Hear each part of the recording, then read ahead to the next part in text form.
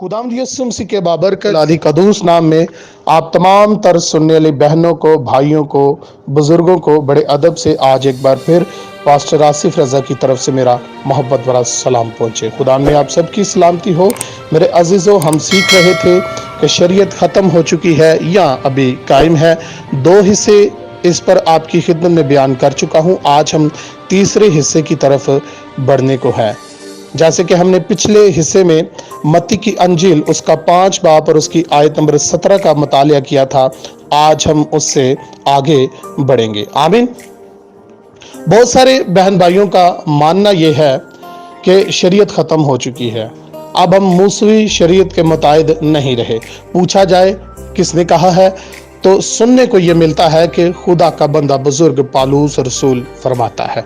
तो मेरे अजीजों, ज़रूर जैसे जैसे हम आगे बढ़ेंगे हम पालूस रसूल के खतूत को भी देखेंगे कि आया पालूस रसूल शरीयत के बारे में क्या कहता है। ज़रूर आप जो जितने बहन भाई इस वक्त हमारे मैसेज सुनते हैं, आप इस मैसेज को, इसके जितने भी हिस्से आपकी खिदमत में पेश किए जाएं, आप पूरा सुनेगा, फिर जाकर आपको शरीयत की समझ आएगी कि क्या शरीयत अभी कायम है या नहीं है। हमने किसी अभी तक रसूल की बात नहीं की, ना किसी नबी की बात की, सिर्फ और सिर्फ खुदावंद यीशु मसीह की बात की है कि यीशु मसीह यानी कि मेरा और आपका मनज्जी खुदावंद यीशु मसीह वो शरीयत के बारे में क्या कहता है।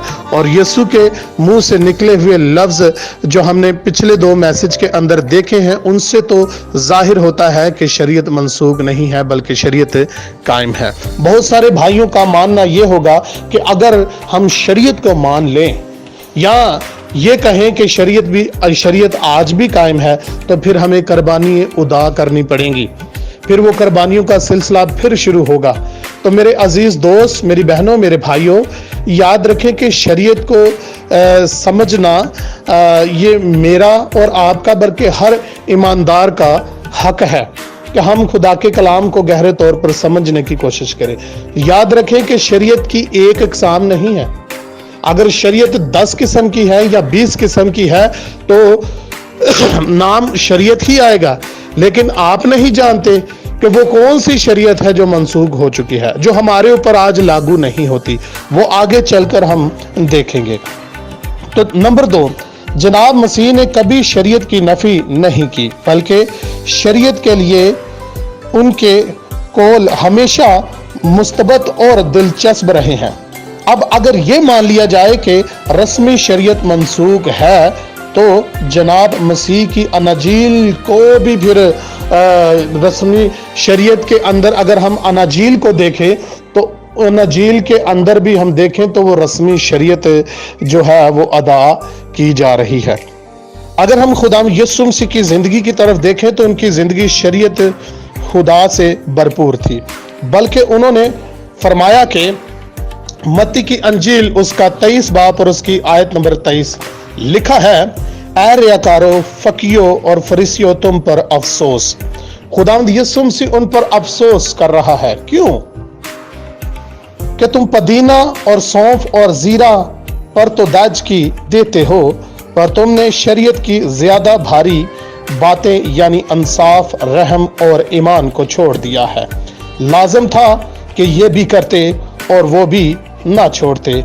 ये याद रखें कि दाजकी भी हैकल में दी जाती थी। आमीन। दाजकी देने का जो हुक्म है, हदिया देने का जो हुक्म है, ये कहाँ दिया जाता था? ये हैकल में दिया जाता था। ये जरूर जहन में रखिएगा। और ये शरीयत में एक कुर्बानी तस्वर की जाती है। इसका हवाला आपकी खिदमत में पेश करता हूँ। गिनती की किताब उसका 18 बाब और उसकी आयत नंबर 24 का आप मुतालिया कर सकते हैं। आमीन।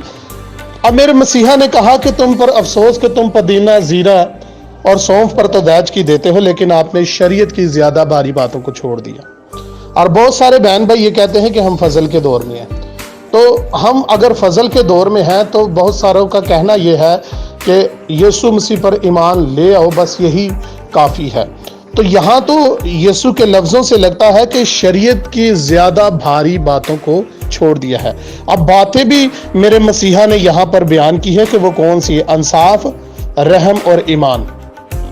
याद रखें ये तीनों बातें जो है ये शरीयत के अंदर लिखी है, इंसाफ, रहम और ईमान, ये भी शरीयत की तालीम है। अब कोई इसको शरीयत से हटकर बयान करे और ये कहे कि भाई अब हम शरीयत के मुताबिक नहीं है, ये हमारे ऊपर लागू नहीं होते, हम फजल के दौर में हैं, तो मेरे दोस्त, मेरी बहनों, मेरे भाइयों, ये जो बातें, ये तीन, इंसाफ, रहम और ईमान, ये शरीयत की तालीम है। ये अहद जदीद यानी कि ये फजल के दौर की तालीम नहीं है, बल्कि ये शरीयत की है। आगे बढ़ते हैं तो जो दाजगी के बारे में जो बयान किया गया है वो हैकल में दी जाती थी और वो भी एक कुर्बानी तस्वर की जाती थी। आमीन। अगर कुर्बानियों की रस्मी शरीयत मनसूख है तो ये दाजगी मनसूख क्यों नहीं हुई? बहुत सारे बहन भाई ये कहते हैं लो जी अब कुर्बानियों का हम पर कोई इख्तियार नहीं रहा, क्योंकि अहद अतीक के अंदर जब हम देखते हैं तो उस वक्त कुर्बानियाँ अदा करते थे। तो मेरी बहनों, मेरे भाइयों, कुर्बानियों का जो ताल्लुक था वो ज़मीनी हैकल के साथ था। किसके साथ था? वो ज़मीनी हैकल के साथ था। जब तक ज़मीनी हैकल कायम थी उस वक्त तक कुर्बानियाँ भी अदा की जाती थी। लेकिन आप सब जानते हैं कि आज के मौजूदा दौर के अंदर हैकल नहीं है, हैकल तबाह हो चुकी है, इसलिए कुर्बानियाँ आज अदा नहीं की जाती। ये कुर्बानियों का जो सिलसिला है वो खत्म हो चुका है। और मेरा ईमान, मेरा तवक्कल, मेरा भरोसा उस खुदा के ऊपर है। मैं ईमान रखता हूं कि हमारे लिए जो वाहिद कुर्बानी है वो खुदावंद यीशु मसीह की है। यीशु मसीह जो खुदा का बर्रा है, उसने अपना बेशकीमत लहू बहाकर मेरे लिए और आपके लिए कुर्बानी अदा की है। अब खुदावंद यीशु मसीह की कुर्बानी से बढ़कर हमारे लिए और कोई कुर्बानी नहीं है। आमीन। और जो भाई ये कहता है कि भाई कुर्बानियों का सिलसिला खत्म हो चुका है, उससे मैं पूछता हूं कि क्या आज आप कुर्बानी अदा नहीं करते?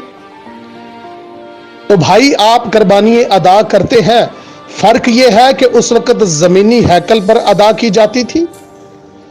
जब कोई शख्स अपने गुनाह का इकरार करता था तो वो एक बर्रा लेता था, वो कहन के पास लेकर जाता था और कहन उसको सोख्ती कुर्बानी के तौर पर खुदावन के हजूर जो जला देता था। तो फिर जाकर उसके गुनाह का क्या होता था? कफारा अदा होता था। आमीन। तो आज के मौजूदा दौर के अंदर मेरे भाई फर्क यह है कि याद रखें कि अब हैकल नहीं रही। मेरे मसीहा ने, मेरे यस्सु ने, जिस पर आप भी मुत्तफिक होंगे, अपने बदन को हैकल कहा है। आमीन। यीशु ने अपने बदन को हैकल कहा है और उसके बाद हर ईमानदार जो यीशु पर ईमान रखता है वो भी क्या है? वो भी हैकल है, जिसकी बाबत खुदा के पाक रूह ने अपने बंदा बुजुर्ग पालूस रसूल के लबों से ये बात निकलवाई और ये बात हम तक पहुंचाई कि क्या तुम नहीं जानते कि तुम्हारा बदन रूहुल कुद्दस का मकदस है? आज हर ईमानदार का जो बदन है वो रूहुल कुद्दस का क्या है? मकदस है, वो हैकल है। जमीनी हैकल नहीं रही, आज ये चलती फिरती हैकल है।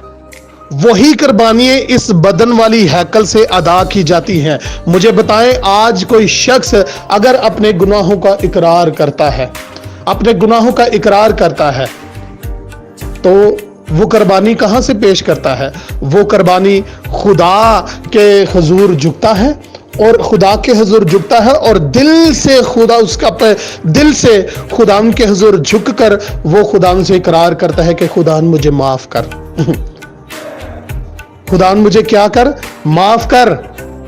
फर्क ये था कि उस वक्त बखूर जो था वो बखूर जलाने वाली कुर्बान बगाह पर जलाया जाता था, जो बुजुर्ग मूसा के दौर में खैमा इज्तिमा था और बुजुर्ग सुलेमान के दौर में जो था वो सुलेमानी हैकल थी और पाक तरीन मकाम के जो पर्दे के सामने थी वो बखूर जलाने वाली कुर्बान गाह थी। और आज वो बखूर हम अपने लबों से यानी कि दिल से जो दुआ निकलती है वो बखूर है, जैसे कि जिसके बारे में खुदा का बंदा बुजुर्ग दाऊद फरमाता है कि मेरी दुआ हुन तेरे हजूर पहुंचे वांगू बखूर दजा मेरे वाल तू छेतिया। आमीन। मेरे वाल तू छेतिया। मेरे अजीज दोस्त, मेरी बहनों, मेरे भाइयों, शरीयत को समझना हर ईमानदार की जरूरत है। बगैर शरीयत के याद रखें कि हम कुछ भी नहीं है। खुदा ने चाहा जैसे जैसे हम आगे बढ़ते जाएंगे, हम गहरे तौर पर इसके ऊपर गुफ्तगू करते जाएंगे। सो खुदा मुझे और आप सबको आज अपने कलाम के वसीला से बहुत ज़्यादा बरकत दे। जिंदगी रही तो फिर कभी खुदा की जिंदा आवाज़ को लेकर, खुदा के कलाम को लेकर, खुदा की मर्जी के मुताबिक चौथे हिस्से के साथ आप तमाम तर बहन भाइयों की खिदमत में हाजिर होंगे। तब तक के लिए खुदा हाफिज।